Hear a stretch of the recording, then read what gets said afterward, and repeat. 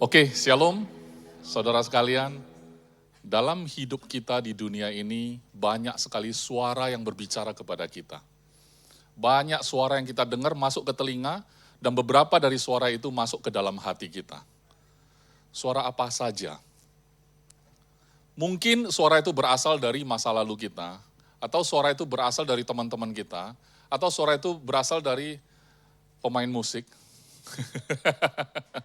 Ya, kadang-kadang ya, saudara sadar atau tidak, lagu yang saudara dengar dengan telinga jasmani saudara itu berbicara terus. Sampai kadang-kadang masuk ke hati. Misalnya, jika bukan hari ini mungkin minggu depan. Jika bukan minggu ini mungkin bulan depan. Nah, lagu itu bisa bikin kita males. Enggak, tapi lagu itu bicara tentang doa ya, sebuah pasangan. Kalau enggak bisa berjodoh minggu ini mungkin bulan depan katanya gitu ya. Tapi, alah. Tapi bahasa-bahasa seperti itu kadang kita enggak sadar ya, masuk ke dalam pikiran kita, masuk ke dalam hati kita, itu berbicara terus-menerus. Kalau lagu yang kita suka adalah lagu mellow, yang suka kita dengar itu adalah lagu yang sedih, kita nyaman dengan kesedihan.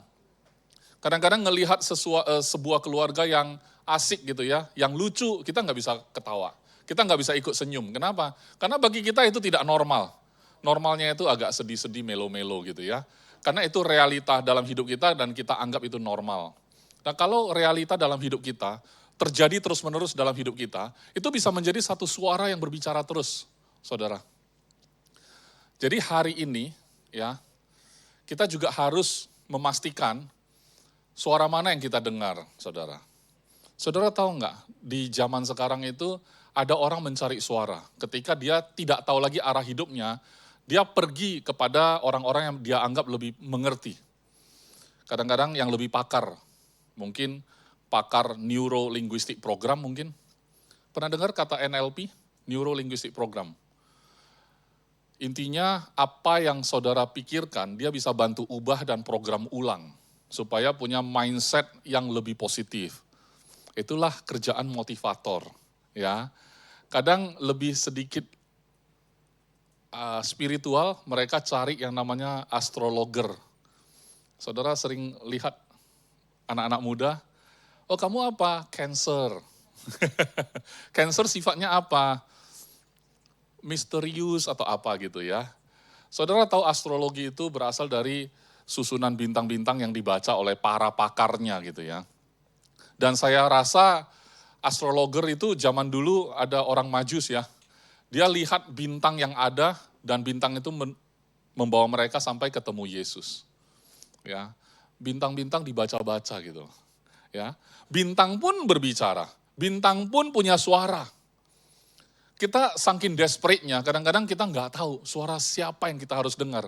Karena saya sudah bingung, saya cari sajalah orang yang saya anggap lebih paham. Biarlah dia bersuara dan saya ikut saja suara dia. Saudara, kalau bintang-bintang itu berbicara dan valid, mungkin saudara terlalu desperate. Karena di atas bintang masih ada pencipta bintang. Make sure pencipta bintang-bintang, pencipta dunia ini, pencipta bumi ini, suaranya saudara bisa dengar. Karena kalau saudara tidak bisa dengar suara dia, saudara akan cari suara yang bisa saudara dengar. Dan saudara anggap itu adalah kebenaran. Dan kalau saudara sudah anggap itu kebenaran, maka saudara menganggap itu adalah hal yang normal untuk saudara jalani. Itu yang kita harus pahami hari ini, bahwa kita bukan hidup dari suara-suara itu. Tetapi kita mau hidup dari suara Bapa kita, amin. Bapak kita kalau bersuara, pastikan kita bisa dengar, saudara. Kalau Bapak kita bersuara, kita nggak bisa dengar, saudara akan dengar suara lain. Ya, suara lain mungkin karena familiar, saudara bisa rasa itu benar. Itu yang mencelakakan anak-anak Tuhan. Hari ini saya mau masuk melalui pembacaan firman dari Roma 8. Mungkin pembacaan firman ini, saudara terlalu familiar juga kali ya. Terlalu familiar, pastor saya sudah tahu ini. Coba kita selami dulu hari ini ya. Oke, Roma 8 ayat 15, 16 dan langsung ke 19. Sebab kamu tidak menerima roh perbudakan yang membuat kamu menjadi takut lagi. Tetapi kamu telah menerima roh yang menjadikan kamu anak Allah. Oleh roh itu kita berseru, ya Aba, ya Bapa.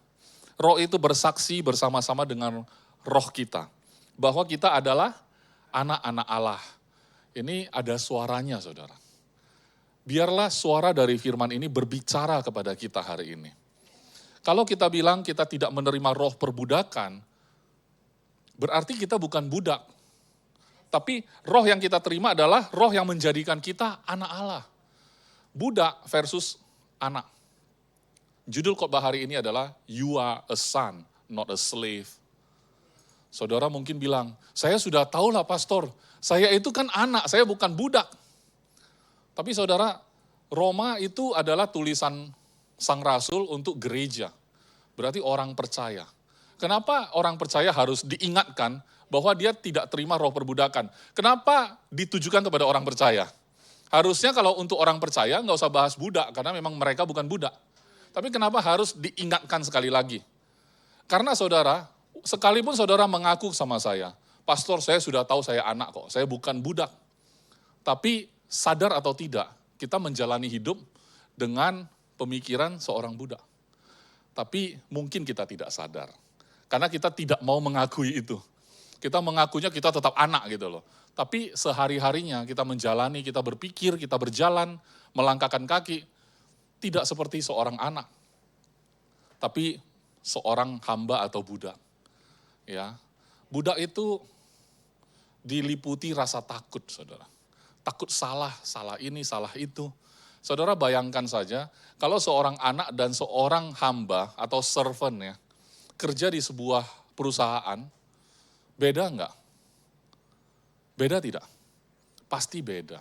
Sama-sama kerja loh judulnya. Betul ya? Sama-sama kerja loh. Tapi perusahaan ini adalah punya bapak saya. Terus teman saya seumuran juga sih, dia kerja juga di perusahaan papa saya. Tapi pasti cara kerjanya berbeda. Kalau seorang budak, saudara, dia akan melihat segala sesuatu sebagai beban, pekerjaan. Kalau misalkan si bos mengatakan, kita bulan depan mau buka cabang ya. Ya, bakmi, katakan bakmi. Buka cabang ketiga, keempat. Yang adalah pekerja biasanya bilang capek deh, si bos ini maunya apa lagi sih. Nanti 2 bulan lagi buka lagi cabang di sana. Kita lagi yang disuruh keliling. Capek deh, sampai jam berapa sih saya bisa istirahat. Sekarang Sabtu Minggu aja kerja. Wah, itulah mentalitas seorang pekerja. Tapi kalau mentalitas anak mendengar papanya buka cabang bakmi ketiga, keempat, kelima, senang nggak? Karena dia ahli warisnya. Semakin berkembang perusahaan bapaknya, semakin senang. Apakah dia hitung-hitungan kerja lemburan? Seorang anak tidak akan hitungan jam kerja. Kenapa? Karena apa yang dia lakukan bukanlah hitungan untuk upah, tetapi untuk dia sebagai yang mewarisi, saudara. Berbeda bukan? Berbeda ya? Nah, sekarang ayat 19. Sebab dengan sangat rindu seluruh makhluk menantikan saat anak-anak Allah dinyatakan. Saudara, anak itu adalah sebuah identitas. Anak bukanlah sebuah jabatan yang bisa saudara kejar. Lakukanlah 5 step ini, nanti saudara akan diangkat menjadi anak. Bukan. Anak itu adalah yang dilahirkan. Anak adalah sebuah identitas. Tidak bisa saudara upayakan, saudara. Ya, menjadi anak Pastor Yudi, bisa enggak saudara tiru bajunya Joel? Supaya dikatakan anak Pastor Yudi. Enggak bisa. Face off boleh enggak? Face off, supaya wajahnya mirip. Ya, operasi plastik, oplas ya. Pakai gambarnya Joel. Bisa enggak jadi anak Pastor Yudi? Ya enggak bisa. Enggak bisa. Syaratnya jadi anak Pastor Yudi apa? Lahir dari rahimnya Pastor Lita. Saudara bisa lakukan itu tidak? Kalau bisa ya, saudara akan jadi anak Pastor Yudi. Tapi kenyataannya bukan begitu, kebenarannya bukan begitu saudara ya. Tetapi tadi ayat yang 19 dikatakan dengan sangat rindu seluruh makhluk, coba dibalik. Roma 8 ayat 19 masih. Sebab dengan sangat rindu. Saudara kalau sangat rindu itu benar-benar ya, the earnest expectation. Dengan benar-benar menunggu, menanti dengan serius. Tentang apa? Siapa yang menantikan? Seluruh makhluk. Makhluk itu termasuk semua ciptaan Tuhan. Hewan-hewan, binatang, semua makhluk itu menantikan saat anak-anak Allah. Saat saudara dan saya dinyatakan, saudara. Bukan saat anak-anak Allah dijadikan, bukan. Tapi dinyatakan. Sebuah identitas yang dinyatakan, di-reveal, diungkap. Terungkap sudah. Pak Roni adalah anak Allah. Terungkap sudah. Dunia, kita gini loh, kita menantikan keberhasilan kita. Kita menantikan status kita diangkat. Padahal dunia seluruh makhluk itu dengan sangat rindu menantikan saudara dinyatakan sebagai anak Allah, saudara dinyatakan. Bukan sebuah posisi yang belum, bukan. Tapi sebuah identitas yang memang sudah melekat pada saudara dan saya. Tetapi sometimes kita enggak terungkap gitu loh di dunia ini. Tidak termanifestasi. Mengapa? Karena kita mungkin saja masih mendasarkan identitas kita berdasarkan pencapaian. Mungkin kita masih mendasarkan identitas kita kepada predikat yang disematkan orang kepada kita.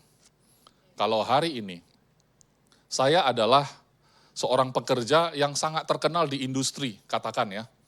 Dan katanya kalau bankir kan begitu. Banker yang bertangan dingin katanya. Bank apapun yang dia sentuh, jadi itu bank. Maka sematkan predikat kepada dia adalah bankir bertangan dingin. Karena bank apapun yang dia sentuh, jadi gitu ya. Saudara, apakah saudara tunggu saudara seperti itu baru disebut anak Allah? Atau justru karena saudara anak Allah, sehingga apapun yang saudara sentuh dengan tangan saudara, itu jadi. Saudara bisa tahu bedanya enggak? Saudara tunggu sampai saudara bisa dapat predikat itu, karena apapun yang saudara sentuh kelihatannya berhasil banget, sampai Anda layak disebut, wah ini anak Allah ini. Kenapa? Buktinya yang dia sentuh jadi semua. Berarti nunggu itu, atau sebenarnya saudara sudah anak Allah. Kadang gini, sepele. Pastor, saya sudah tahu saya anak Allah. Kedengarannya sepele banget. Saya sudah tahu, pastor. Demi Tuhan, saya sudah tahu saya anak Allah. Tapi, waktu kita melihat manifestasi demi manifestasi, saudara pernah dengar enggak orang Kristen mengeluh? Dulu waktu saya di Medan jadi gembala, ada salah satu jemaat bertanya kepada saya, Pastor, kenapa orang yang tidak percaya Yesus, hidupnya malah lebih berhasil kadangkala? Pastor, kenapa mereka tidak ada Kristus, tetapi lebih kaya dari kita? Saudara tahu jawaban saya? Saya tanya, jadi mau lu apa? Mereka lebih miskin, maunya gitu. Terus dia bilang, enggak tahu ya gimana maunya.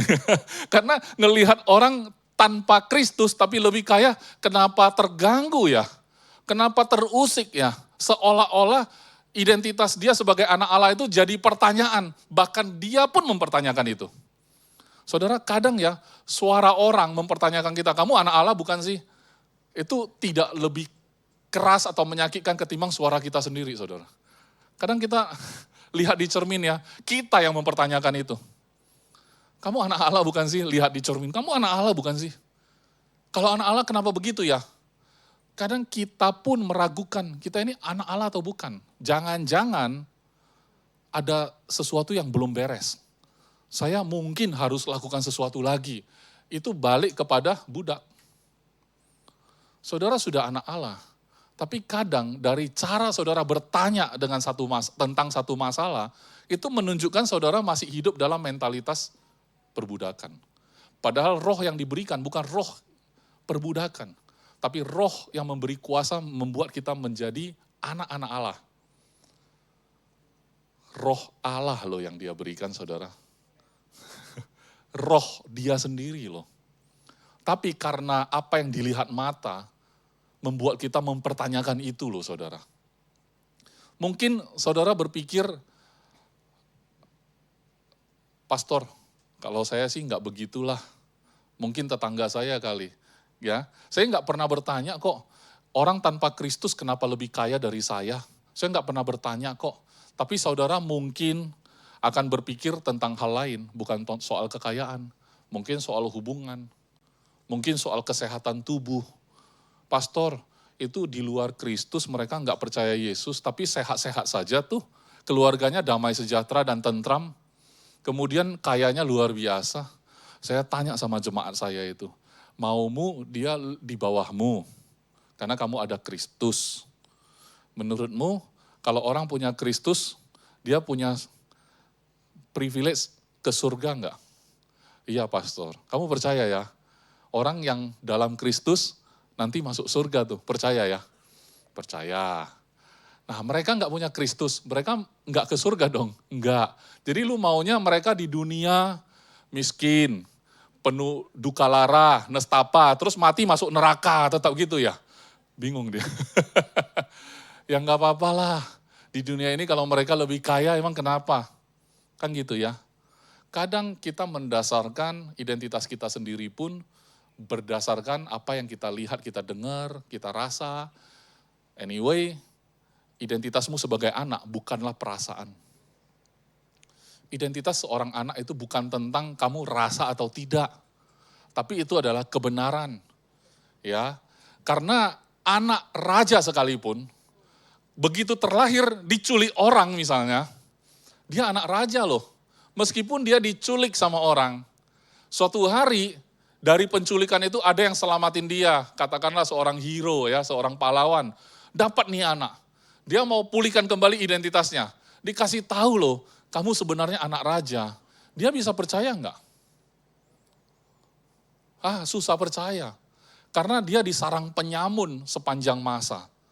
Dan bagi dia itu makan daging manusia itu biasa. Ini serem banget sih. Disarang penyamun, bunuh orang itu hal yang biasa.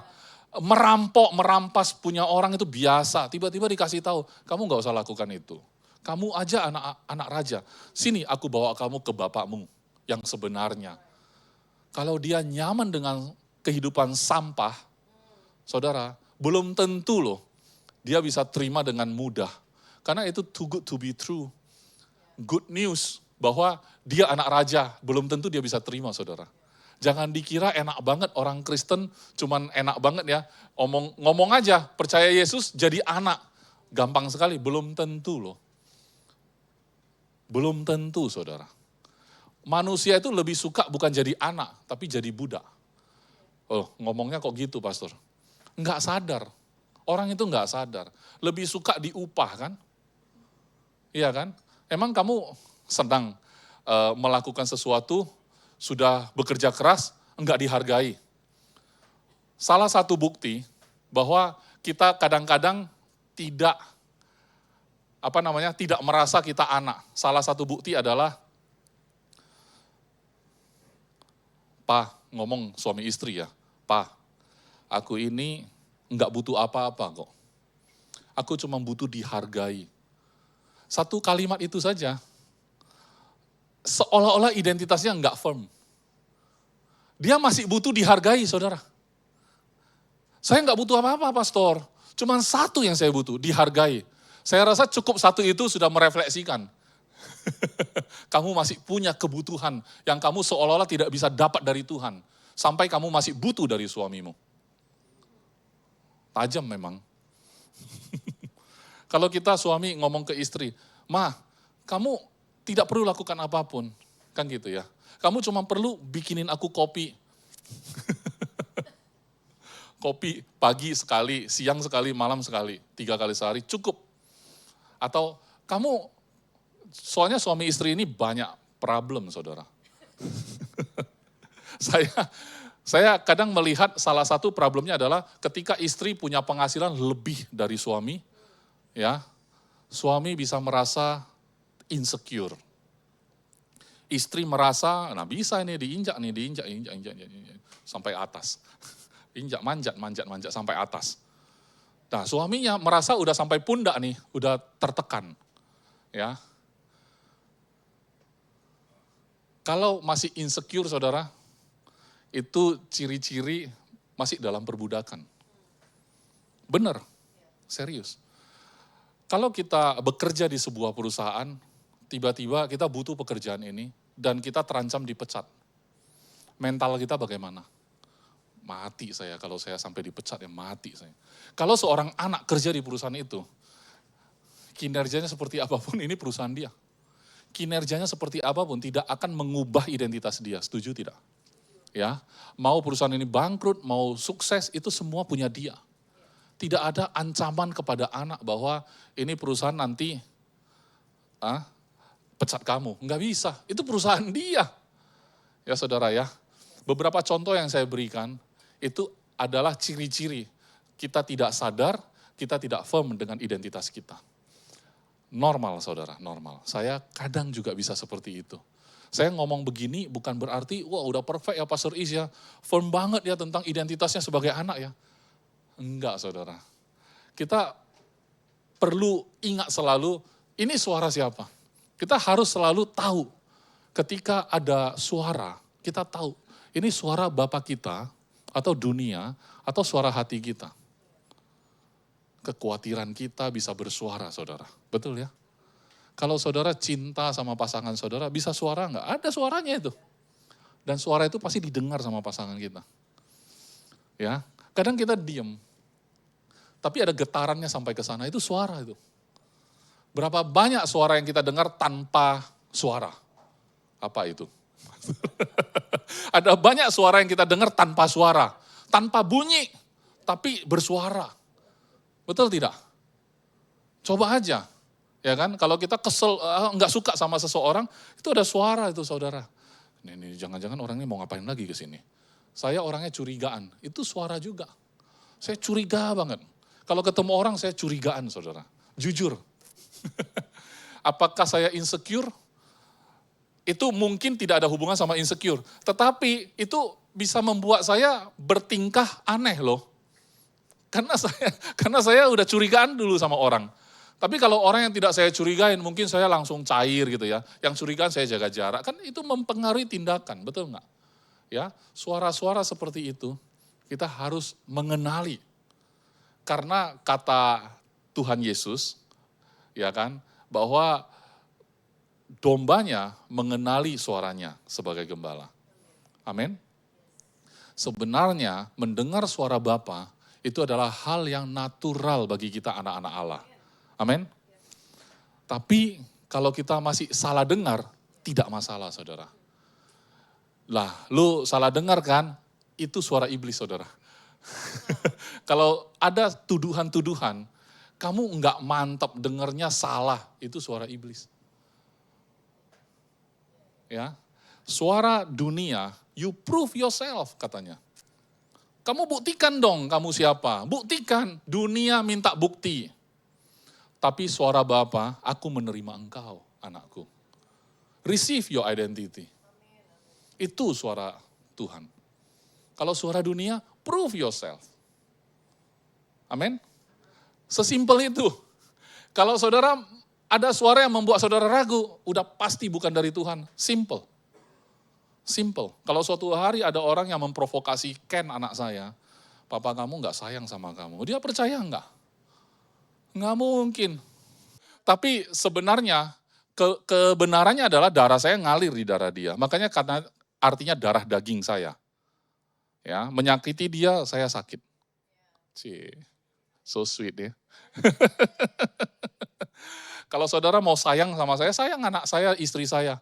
Itu sama dengan sayang sama saya. Betul ya? Itu bukan bagian yang bisa dipisahkan. Saudara nggak bisa bilang, pastor saya sayang sama kamu, cuman saya ada masalah sama Ken. Berarti you ada masalah sama saya. Amin. Dunia menyakiti saudara, itu dunia menyakiti Bapamu di surga. Bapak bisa tersakiti? Nggak bisa. Nggak bisa. Bapak nggak mungkin bisa disakiti. Ya. Oke, kita akan masuk ke Yohanes 1 ayat 12 sampai 13. Tetapi semua orang yang menerimanya diberinya kuasa untuk menjadi anak-anak Allah, yaitu mereka yang percaya dalam namanya. Segampang itu ya, percaya aja dalam nama Yesus, kita sudah bisa diangkat menjadi anak. Orang yang dengar rekaman ini, mungkin teman yang kenal saya, mungkin keyakinan yang berbeda, ya mungkin sampai hari ini sering dengar tentang Yesus, Yesus, Yesus, dalam hati ada ganjelan. Segampang itukah?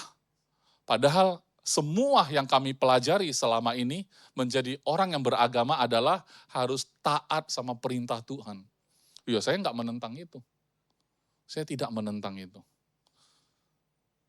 Hampir semua agama berbicara tentang reward dan punishment.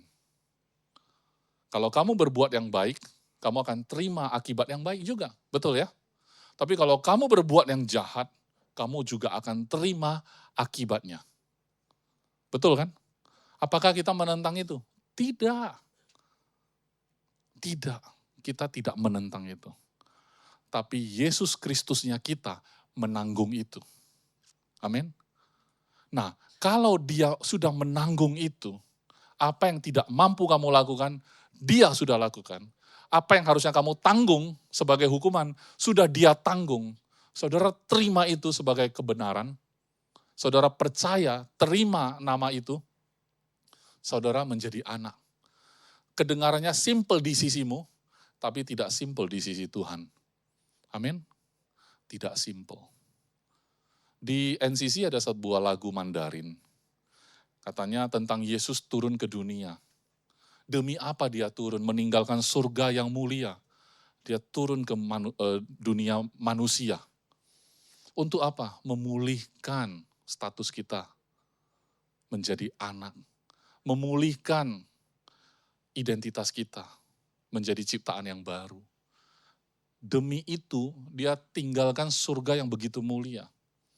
Saudara mengatakan itu terlalu simple, tidak simple. Dari sisimu kedengaran simple. Gara-gara itu saudara nggak bisa terima. Kalau saya terima Yesus jadi Kristen dong. Saya nggak peduli Kristen atau tidak. Yang saya peduli identitasmu menjadi anak. Kalau engkau menerima dia. Saya nggak peduli agama. Ya, kalau ditanya agama pastor apa? Ya Kristen.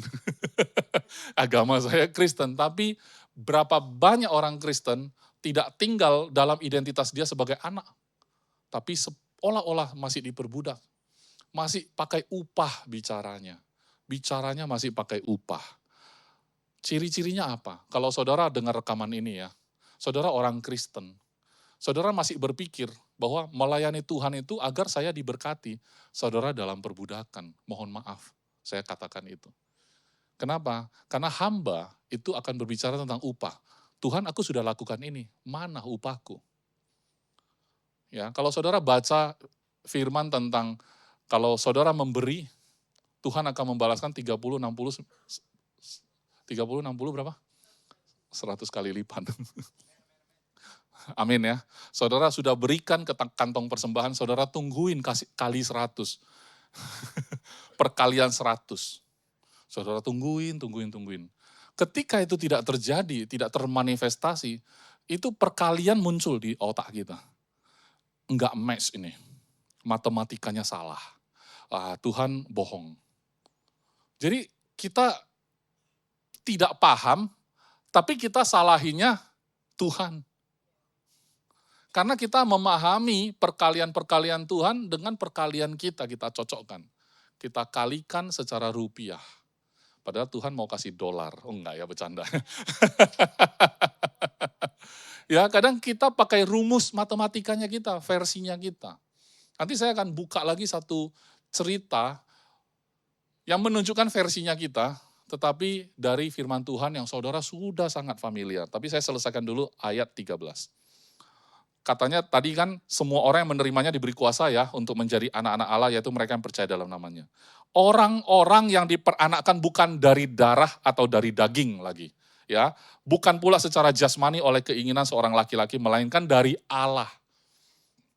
Saudara jadi anak Allah, bukan diperanakkan secara darah dan daging lagi. Tapi benar-benar dari Allah. Ya, bukan keinginan seorang laki-laki. Cara kita dijadikan di dunia ini adalah ada pertemuan sejoli.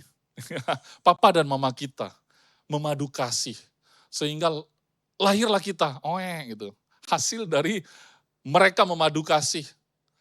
Tapi ketika kita jadi anak, bukan dengan cara demikian.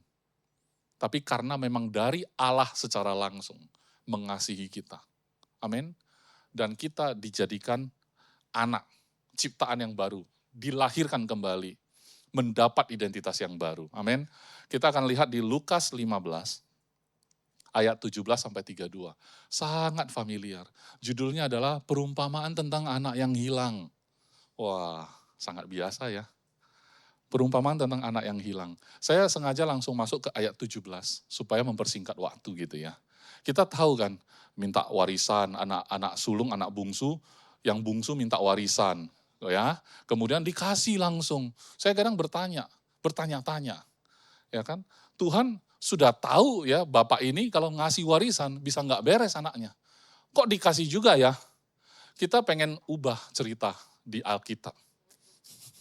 Kayak Adam, waktu si Hawa ngambil buah itu, makan karena dibodohin sama iblis, ditipu sama iblis, Adamnya juga makan gitu kan. Kita pengen ubah kan, kisah itu kan.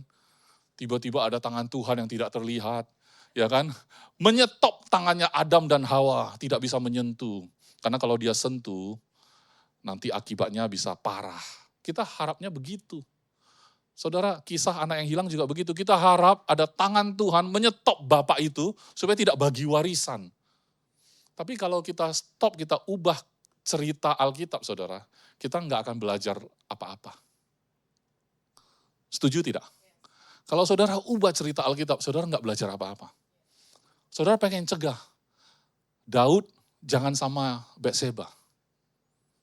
Pengen kan kita ubah itu kan. Tapi kalau kita ubah nggak ada Salomo. Nggak ada keturunan dari dia yang akhirnya ada Yesus muncul. Kita mau ubah itu semua. Kita mau ubah cerita Adam. Ya. Ubahlah. Tidak ada kita di gedung ini. Dan kita akan tetap kemana-mana mungkin naik kuda. Ya, kenapa? Enggak ada kejatuhan. Ya, ngelihat Pastor Yudi, udah umur berapa? 1 juta tahun, pastor. Enggak butuh pastor, betul tidak? Enggak butuh Alkitab. Kisahnya akan berubah semua. Dan kita enggak punya alat simulasi itu. Jadi berhentilah menghayal. Ya, berhenti menghayal. Bapak yang kehilangan anak ini ceritanya, bukan anak yang hilang. Menurut saya, anak ini hilang, tapi kita coba cerna dulu. Sebenarnya waktu anak yang bungsu menerima hartanya kan pergi habisin semua kan. Sampai satu titik sampai makanin ampas dari makanan babi kan. Ampasnya loh, bekas makanan babi loh. Dia makanin itu. Padahal anak orang yang sangat kaya. Saudara jangan nyinyir atau mencibir anak itu. Karena anak itu begitu dapat harta warisan, waktu dapat warisan, dia pergi foya-foya. Kan bukan hasil kerja dia kan, betul nggak? Saudara jangan bohong lah, saudara juga pengen hidup begitu kok. Foya-foya kan, tidak usah kerja. Ya kan? Saya pengen hidup kayak gitu, foya-foya aja. Ya kan? Bayangkan, bagus enggak? Tiba-tiba ada bencana kelaparan dan tiba-tiba dia hancur di kandang babi. Bagus tidak? Bagus. Coba kalau dia foya-foya uangnya nggak pernah habis. Dia balik nggak ke bapaknya? Ngapain dia balik? Karena ayat 17 masuk ya. Lalu ia menyadari keadaannya. Udah makan ampas makanan babi baru dia menyadari, saudara. Waktu foya-foya nggak sadar, ya iyalah. Bukankah begitu juga kita kan, sama aja. Katanya, betapa banyaknya orang upahan Bapakku. Ini upahan itu budak ya. Apa hamba? Kerja sama bapaknya. Oh banyak sekali hamba-hamba Bapakku. Yang berlimpah-limpah makanannya. Urusan dia simple, makanan. Saudara, urusan dia simple, makanan. Ya, karena itu yang dia butuhkan pada saat itu. Tetapi aku di sini mati kelaparan. Sudah mati? Belum. Dia bisa baca masa depan. Ya, aku di sini mati kelaparan. Ayat 18, aku akan bangkit katanya. Bagus enggak bangkit? Bagus. Dan pergi kepada Bapa, bagus enggak? Bagus pergi kepada Bapa. Dan berkata kepadanya, inilah skrip yang dia hafal.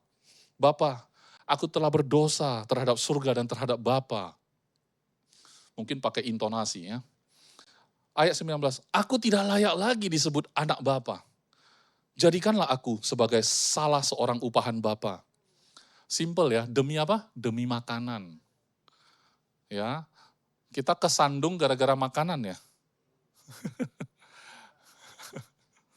Oke, maka bangkitlah ia dan pergi. Dia lakukan itu. Jadi saudara, ini anak ya, dia latihan dulu. Nanti kalau aku ketemu bapakku, aku akan bilang, aku sudah berdosa terhadap surga dan terhadap Bapa. Aku tidak layak lagi disebut anak. Kalau gitu, jadikan aku orang upahan. Simple, seperti itu. Dia pergi kepada bapaknya, ketika ia masih jauh, ayahnya telah melihatnya. Lalu tergeraklah hatinya oleh belas kasihan. Ayahnya itu berlari mendapatkan dia, lalu merangkul dan mencium dia. Ini habis makan makanan babi, bau lah ya, pasti bau. Tapi si ayah pergi merangkul. Merangkul itu artinya apa? Menerima. Mencium artinya apa? Dia tidak jijik. Dia menerima kondisi anaknya yang kotor itu. Habis itu, ayat 21, kata anak itu kepadanya, sesuai skrip. Sesuai skrip. Bapa, aku telah berdosa terhadap surga dan terhadap Bapa. Aku tidak layak lagi disebut anak Bapa. Ayat 22, tetapi ayah itu berkata kepada hamba-hambanya. Saudara pasti tahu kan, banyak pengkhotbah mengatakan, saudara, dia tidak diizinkan melanjutkan kata-kata yang sudah dia hafal. Jadikanlah aku seorang upahan. Saudara, pertobatan versi kita adalah, Tuhan, aku menyesali perbuatanku. Aku tidak akan melakukan itu lagi. Aku mau melayani Engkau. Aku menyerahkan hidupmu kepadamu. Ya, terimalah aku menjadi hamba-Mu, hamba. Pertobatan versi kita pengen jadi hamba. Berfungsi melayani Bapa. Tapi sorry ya, dia bukan Tuhan, tapi dia Bapa. Kalau dia Bapa, kamu anak. Kalau kamu anak, nggak mungkin kamu jadi hamba. Kalau tidak mungkin jadi hamba, ya jangan jadi hamba, saudara. Amin. Kalau tidak mungkin kamu jadi hamba, jangan jadi hamba. Bapaknya terbukti tidak memperhitungkan perkataan anaknya yang belum terucap. Ini bapaknya seolah-olah sudah tahu dia mau ngomong jadi orang upahan. Tapi dia langsung, tetapi ayah itu berkata kepada hamba-hambanya. Di sana ada hamba juga ya. Lekaslah bawa kemari jubah yang terbaik. Pakaikanlah itu kepadanya dan kenakanlah cincin pada jarinya dan sepatu pada kakinya. Pengkhotbah pasti mengatakan ya bahwa cincin adalah identitas. Karena itu kayak stempel. Jadi kalau dia butuh apa-apa, stempel aja. Oh, ini anak si A. Ya, sah. Itu identitas. Ya, kemudian ambillah anak lembu tambun itu, sembelilah dia dan marilah kita makan dan bersukacita. Sebab anakku itu ini telah mati dan menjadi hidup kembali. Emang anaknya mati ya? Enggak, tapi anaknya tadi ngomong di sana, saya di sini mati kelaparan. Saudara, banyak orang Kristen posisinya anak loh. Tapi dia anggap dirinya mati. Ya. Dia merasa dia mati kelaparan. Itu perasaanmu, saudara. Hari ini saudara adalah anak. Amin? Amin, oke. Kalau di luar itu ada perasaan-perasaan saudara tidak layak, itu perasaanmu saja. Kenyataannya, kebenarannya, engkau layak di hadapan Bapa. Amin. Kemudian, maka mulailah mereka bersukaria. Ayat 25. Ayat 25. Tetapi anaknya yang sulung, nah ini asik ya, anak sulung itu di rumah terus loh. Enggak pernah kemana-mana. Ya. Berada di ladang, lagi apa? Lagi kerja, saudara. Ketika ia pulang dan dekat ke rumah, ia mendengar bunyi seruling dan nyanyian tari-tarian. Lalu ia memanggil salah seorang hamba dan bertanya kepadanya, apa arti semuanya itu? Jawab hamba itu, adikmu telah kembali dan ayahmu telah menyembelih anak lembu tambun, karena ia mendapatkannya kembali dengan sehat. Maka marahlah anak sulung itu dan tidak mau masuk. Kalau bahasa orang Medan, merajuk. Merajuk dia. Masuk pun gak mau. Kenapa? Tersinggung, tidak dihargai, tidak dihormati. anak sulung di dalam rumah bapak terus nggak pernah kemana-mana, kerja melakukan yang terbaik untuk bapaknya, tapi merasa tidak dihargai. Ya, lalu ayahnya keluar. Ini anak yang hilang, waktu pulang bapaknya di luar disambut. Ini anak sulung di luar, bapaknya pun keluar menyambut dia. Amin. Ayahnya keluar dan berbicara dengan dia. Berikutnya, tetapi ia menjawab ayahnya, masih merajuk ya, katanya, telah bertahun-tahun aku melayani Bapa. Telah bertahun-tahun aku menjadi istrimu.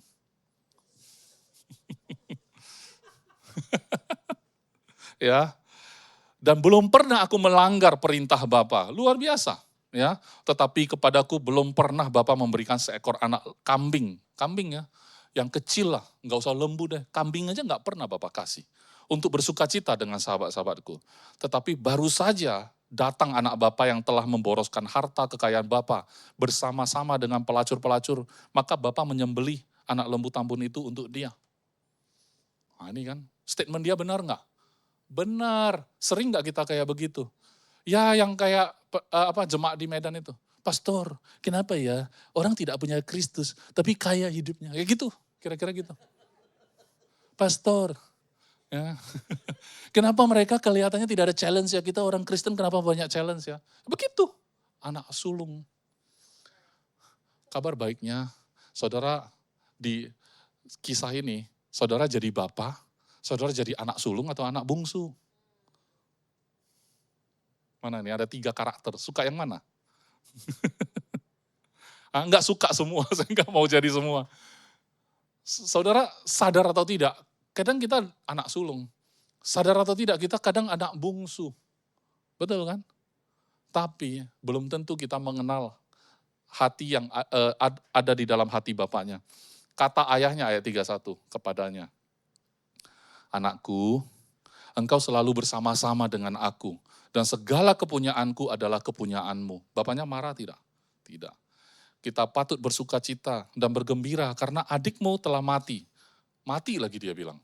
Dan menjadi hidup kembali. Ia telah hilang dan didapatkan kembali. Saudara, di sini ada anak sulung, anak bungsu. Menurut saudara mana yang hilang? Yang hilang yang anak bungsu atau sulung? Dua-duanya hilang, saudara. Satu hilang di luar, satu hilang di rumah. Lost dia. Dia lost. Dia hilang di rumah. Dia bilang ke bapaknya, saya nggak pernah loh, bapak kasih saya kambing. Bapaknya bilang, selama ini kamu di sini, kamu mau pesta anytime boleh. Lost dia. Betul tidak?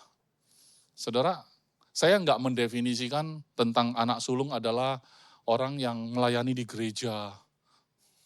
Tiba-tiba ada orang dari luar berdosa. Tuhan terima dia juga. Terus kita merasa, kenapa Tuhan bisa baik sama dia? Saya aja masih challenge di sini, padahal pelayanan terus loh. Udah 10 tahun loh pastor. Saya nggak bilang saudara kayak orang anak sulung sih. Karena siapapun di sini bisa merasakan seperti itu. Kadang kita nggak sadar, suara-suara yang kita dengar di luar, itu memposisikan diri kita seolah-olah kita bukan anak. Tapi saya mau kasih tahu saudara, semua makhluk dengan sangat rindu menunggu saatnya engkau sebagai anak Allah dinyatakan. Saudara, saudara tidak menunggu saudara berubah, baru melakukan perubahan. Tapi saudara menyadari identitas saudara, saudara bisa buat perubahan. Enggak ada masalah dengan circumstances. Keadaan seperti apapun tidak akan mengubah identitasmu. Justru karena identitasmu anak Allah, kamu bisa bikin perubahan di luar. Tapi tidak tunggu itu, saudara. Amin. Tidak tunggu itu. Sekalipun kenyataan hidupmu jauh, ya, di bawah menurutmu, di bawah orang-orang tidak punya Kristus. Saudara, kita berhenti memberikan keluhan-keluhan seperti itu. Bukan saya bilang tidak boleh mengeluh, tapi keluhanmu itu tidak ada faedahnya untukmu sebenarnya. Ayo kita setuju sama perkataan Tuhan. Kalau dia mengasihi kita, benar dia mengasihi kita. Kalau kita anaknya, benar kita anaknya. engkau bukan budak, engkau bukan hamba, engkau adalah anak. Amin. Dan anak itu selalu adalah anak. Tidak pernah berubah. Anak saya mungkin bisa melakukan kesalahan. Mungkin dia punya kelemahan. Tapi ya dia anak saya. Saya sudah katakan begitu berulang-ulang kepada Ken. Dari dia masih kecil. Kecil. Kecil banget kan. Saya bilang, Ken, kamu anak papa. Kalau di luar sana kamu salah sesalah apapun, kamu cerita aja. Kenapa? Paling diomelin. Resiko terbesar cuma diomelin, saudara. Tapi the end of the day, dia anak saya. Amin. Kalau Ken gagal, saya nggak akan lihat dia gagal, saya yang gagal. Kalau kamu gagal, Bapak gagal. Pertanyaan saya, Bapak kita bisa gagal? Tidak bisa. Kalau tidak bisa, saudara pun tidak bisa gagal. Amin. Oke. Oke. Saya akan tutup dari Galatia 4 ayat 6 sampai 7. Setelah semua penjelasan ini, ya, penutupannya adalah Galatia 4 ayat 6 sampai 7. Dan karena kamu adalah anak, maka Allah telah menyuruh roh anaknya ke dalam hati kita, yang berseru, ya Aba, ya Bapa. Jadi kamu bukan lagi hamba, melainkan anak. Jikalau kamu anak, maka kamu juga adalah ahli waris oleh Allah. Saudara, saya ulangi yang ayat 6. Karena kamu anak-anak, maka Allah telah menyuruh roh anaknya ke dalam hati. Hari Kamis yang lalu kita merayakan Yesus naik. Tadi Brother Roni mengatakan justru lebih bagus Tuhan naik, Yesus naik. Sehingga Roh Kudus turun, betul ya? Memang Yesus mengatakan itu secara langsung. Aku lebih baik naik gitu loh. Kalau Roh Kudus turun berarti roh dia sendiri turun, saudara. Kemana? Ke dalam hati. Saudara, bahasa Indonesia hati saya nggak suka. Di ayat ini saya nggak suka. Kenapa? Hati itu liver. Betul kan? Ya. Padahal ini bahasa Inggrisnya heart. Heart apa? Hah? Hati ya? Jadi liver apa? Hah? Jadi heart itu jantung. Kalau saya cek di bahasa asli, kardia. Roh anaknya masuk ke dalam jantungmu, saudara. Roh anaknya masuk ke dalam jantungmu. Setiap detak jantungmu, itu adalah detak jantung Yesus. Sebegitu dekatnya dia dengan Anda. Dia ada di dalam jantungmu. Ini penting, kenapa? Kalau jantungmu berhenti, selesai kan dengan dunia ini. Artinya dia sedang berkata, kalau orang meninggal, orang percaya meninggal, dia langsung bersama Bapa, betul kan? Kita ngomong gitu. Tapi selama dia hidup, engkau ada di jantungmu berdetak roh anaknya di dalam. Kalau detak jantungmu sudah berhenti, semua persoalanmu selesai. Betul? Dan posisimu kekal bersama Bapa. Betul kan? Berarti selama kamu masih hidup, detak jantungmu masih ada, Kristus ada di sana. Amin. Bukan di hati, bukan untuk rasa. Emang kamu bisa rasa dan jantungmu berdetak? Enggak usah pakai perasaan. Detak itu ada. Kalau enggak pasti sudah mati. Enggak pernah orang diingatkan untuk berdetak kan? Ingat ya jantung ya berdetak terus ya. Enggak usah diingatkan, dia akan berdetak terus.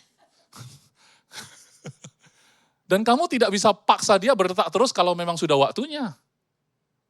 Bisa nggak kita paksa dia berdetak terus? Ada dokter pakai alat ini. Coba lagi. Kalau dia coba, ada yang berhasil sih. Tapi kalau udah nggak bisa, selesai kan. Begitu selesai orang ini bersama Bapa. Selesai sudah. Tapi yang saya mau sampaikan adalah selama jantungmu masih berdetak, roh anaknya ada di dalam. Roh anaknya ada di dalam. Amin. Ya, kalau saudara bisa lupakan semua cerita saya, ingat saja yang terakhir ini. Kamu adalah anak. Dan karena kamu anak, dia menyuruh roh anaknya itu masuk ke dalam jantungmu. Udah gitu aja.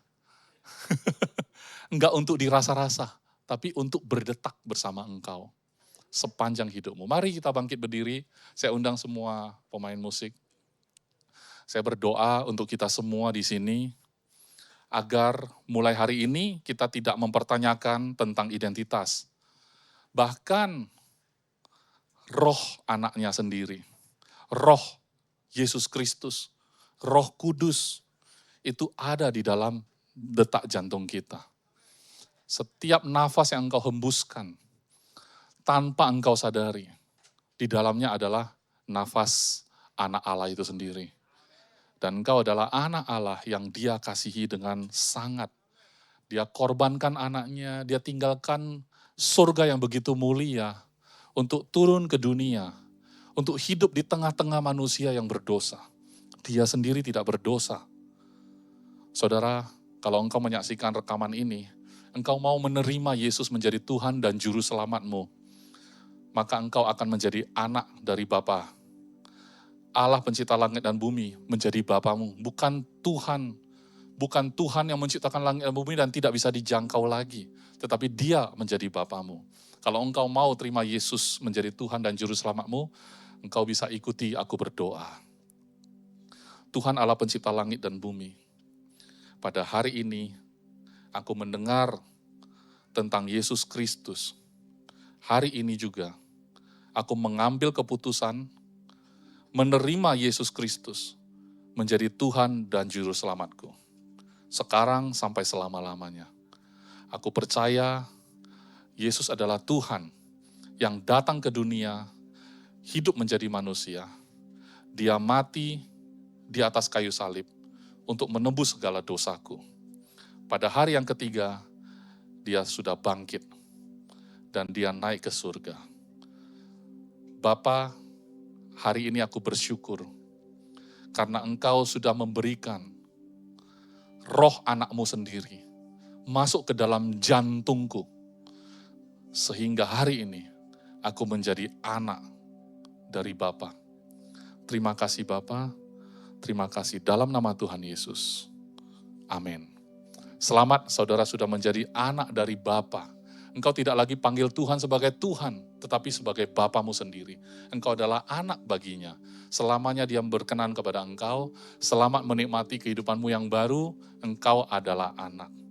Terima kasih Tuhan untuk semua yang sudah engkau nyatakan dalam firman-Mu pada hari ini. Aku berdoa agar semua jemaat di tempat ini menyadari senantiasa identitas dia bukanlah perasaan, tetapi sebuah kebenaran yang menjadi sumber kehidupan bagi kami. Dalam detak jantung kami benar-benar menyadari bahwa kami bukanlah hamba, tapi kami adalah anak yang bisa berseru kapanpun, ya Aba, ya Bapa. Bapa, terima kasih sudah menjadi Bapa bagi kami. Kami bersyukur, kami serahkan hidup kami ke dalam tangan-Mu. Di dalam nama Tuhan Yesus yang sudah diberkati, sama-sama katakan, amin.